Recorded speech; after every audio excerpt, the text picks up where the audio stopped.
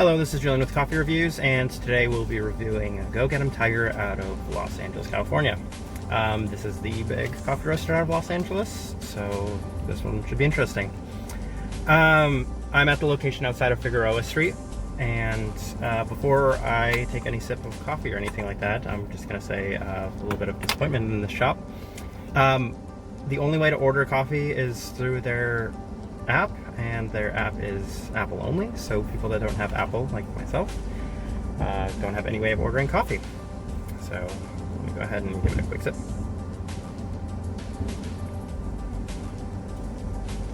A couple of quick frustrations about this place too. When you order online on the app and you're ordering their filter coffee, it does not specify what you're getting for their filter coffee. The other kind of disappointing part about this was when we asked what coffee they had, they didn't know. And so I think I'm drinking a washed Nano Genji Ethiopia. That's what the barista told me when she handed it to us. She says she thinks it's the Nano Genji Ethiopia. I'm pretty sure it is. It tastes like an Ethiopia. But that's what we're dealing with. All right. So let's talk a little bit about Go Get 'em Tiger. Out of Los Angeles. I think they have quite a few locations now. I could be wrong. I believe that they're a newer roaster. I did a cupping of them at La Marzocco I want to say a year ago or so. I think it's when they were kind of newer to roasting themselves. I think their shops have been open for a while. I think they formerly were multi-roasters, but recently decided to start roasting their own coffee. And this is, I haven't had too much of their coffee with the exception of the cupping, which I wasn't in love with. I've never really hit any of their shops. This is my first time at any of their shops.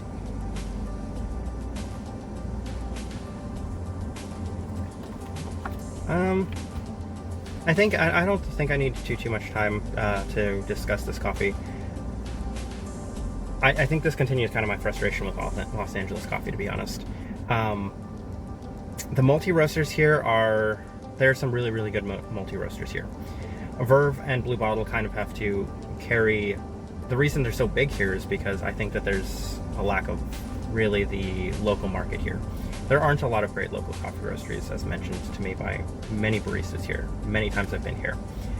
I'm not in love with this. I'm not in love with Go Get 'em Tiger. I'm not in love with their app. I'm not in love with their shop. I'm not in love with their coffee.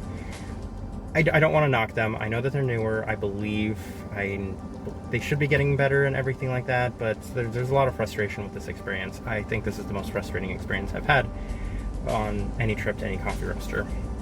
The coffee itself is not my favorite.